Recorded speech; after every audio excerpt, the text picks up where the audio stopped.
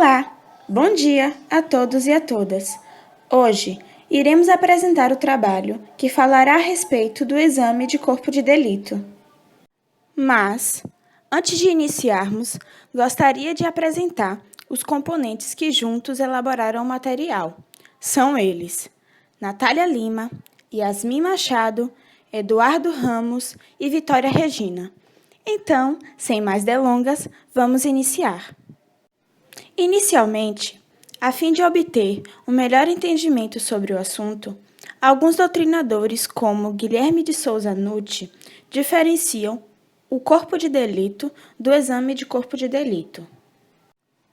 Corpo de delito é conceituado por Nutti como a prova da existência de um crime, aquilo que lhe confere materialidade necessária. Na mesma linha de raciocínio, porém um pouco mais explicativo, Rogério Lauria Tucci conceitua corpo de delito como o conjunto de elementos sensíveis do fato criminoso. Para ficar um pouco mais claro, esses elementos sensíveis a que ele se refere no seu conceito é tudo aquilo que pode ser percebido pelos nossos sentidos, como, por exemplo, pela visão e pelo tato, nós podemos perceber uma arma. Já pelo ouvido, uma ameaça quando ela é verbalizada, e assim sucessivamente. Portanto, sabendo antecipadamente o que é o corpo de delito, só podemos concluir que o seu exame nada mais é do que a verificação desses elementos sensíveis e da prova da existência de um crime. Ele será feito quando os vestígios não estiverem desaparecidos. Então, nessas imagens apresentadas, temos a diferença entre o corpo de delito e o exame de corpo de delito de uma forma mais elucidativa. A figura de cima, percebemos que a profissional está fazendo a verificação, juntamente com o indivíduo. Enquanto na imagem abaixo são destacados corpos de delito ou os vestígios do crime, como, por exemplo, as marcas e os arranhões que estão em sua pele. Mas, afinal de contas, o que é um vestígio? O vestígio é a impressão física que um crime pode deixar. Sabe-se que toda infração penal possui autoria e materialidade. Contudo, mesmo que um crime não deixe vestígios, ele terá materialidade, embora em alguns casos, como se verá adiante, não seja possível o exame de corpo de delito. Nós temos dois tipos de vestígios. Os vestígios materiais, que são aqueles que os sentidos acusam, e os vestígios imateriais, que são aqueles que se perdem após cessar a conduta criminosa. É importante mencionarmos, a fim de conhecimento teórico-terminológico, adotado por grande parte da doutrina, que infrações que deixam vestígios são chamadas de não transeuntes. Já as infrações que não deixam vestígios são chamadas de transeuntes. Para elucidar, desta forma, haverá crimes em que são deixados os vestígios, hipótese em que o exame de corpo de delito será obrigatório, como os crimes de homicídio e estupro, e haverá fatos que não deixam vestígios. É o caso da injúria verbal, por exemplo, em que não será obrigatório o exame de corpo de delito. Nessa estreita, conclui-se que o crime deixado vestígios, o exame de corpo de delito é obrigatório, sob pena de nulidade. Agora que já sabemos a diferença entre o corpo de delito e o seu exame, assim como os vestígios que podem ou não ser encontrados, é normal que tenhamos algumas dúvidas, como, por exemplo, quem pode determinar e quem fará esse exame? E quando ele será feito? Mas não precisa se preocupar, o Código de Processo Penal nos responde todas essas dúvidas. Então vamos lá. Primeiro, quem será que pode determinar que o exame seja feito?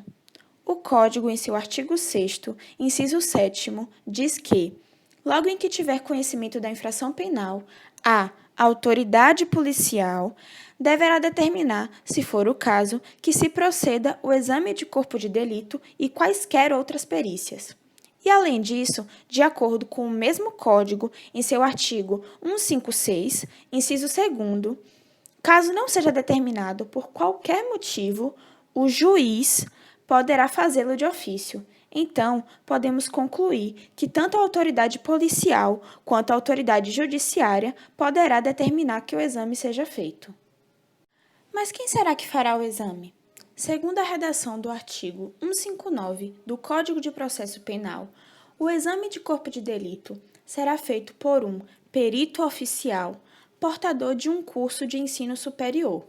Mas caso não haja esse perito oficial, o exame poderá ser feito por duas pessoas idôneas portadoras de diploma de curso superior, de preferência na área específica.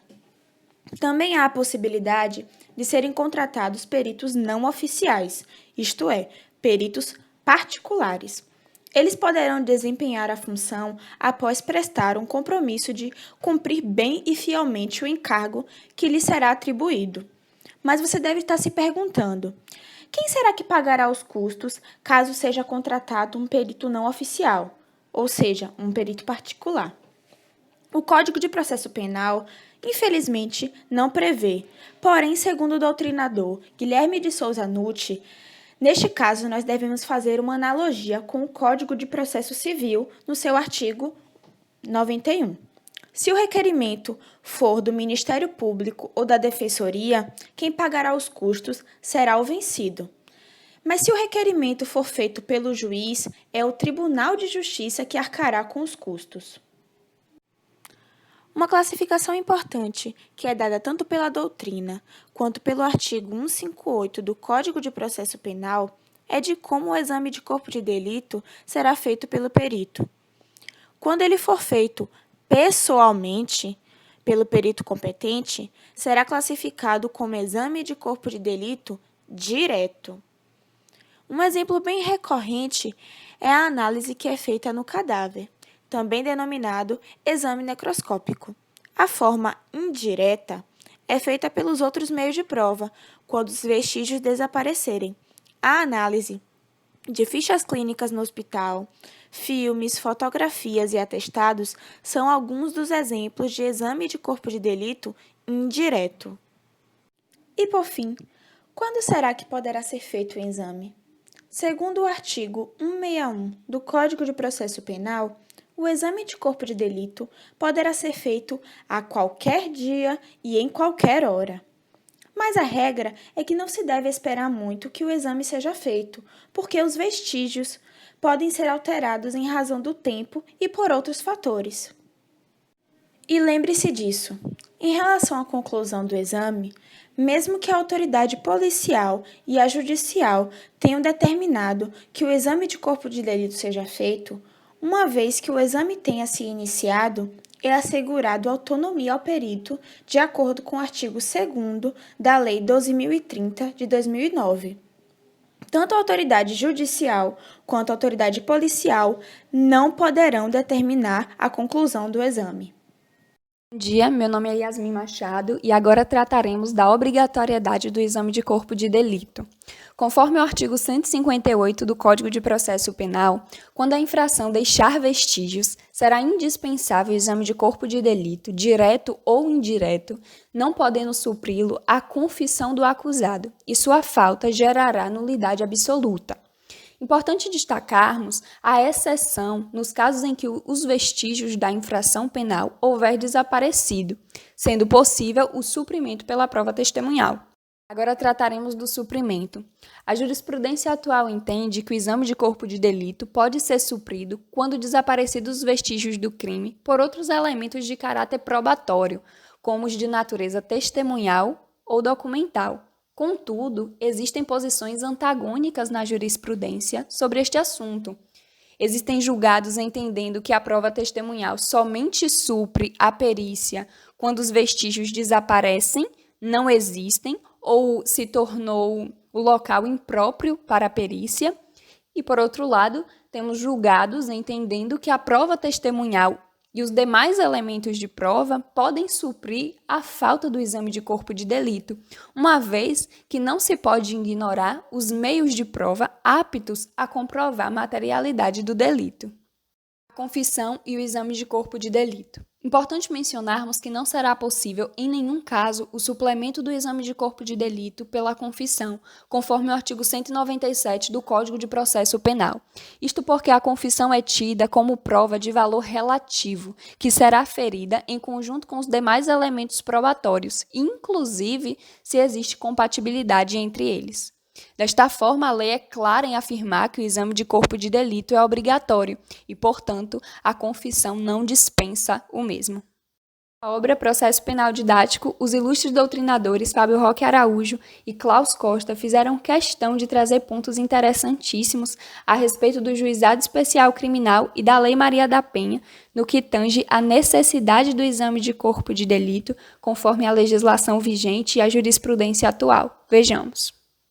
Conforme a Lei de Juizados, Lei 9.099 de 97, em seu artigo 77, parágrafo 1º, para o oferecimento da denúncia, será desnecessário o exame de corpo de delito quando a materialidade do crime estiver aferida através de boletim médico ou prova equivalente. Neste mesmo sentido, trataremos da violência doméstica contra a mulher. O Tribunal de Justiça, convergente com a Lei 11.340 de 2006, qual seja a Lei Maria da Penha, em seu artigo 12, parágrafo 3º, entendeu no sentido de que as lesões corporais praticadas em situações de violência doméstica contra a mulher podem ser demonstradas por meio de boletim médico ou outros elementos de prova, sendo dispensável, portanto, o exame de corpo de delito. E, por fim, tendo finalizado o exame de corpo de delito, o perito deverá elaborar o laudo pericial, com a finalidade de apresentar as suas conclusões sobre a investigação feita. O prazo para que esse laudo seja elaborado é de 10 dias, porém, esse prazo pode ser prorrogado, excepcionalmente, quando for requerimento dos peritos. Então é isso, pessoal. Esperamos que vocês tenham gostado e aprendido bastante. Obrigada pela atenção de todos. E caso queiram consultar alguns dos doutrinadores e jurisprudências citadas, aqui estão as referências que foram utilizadas.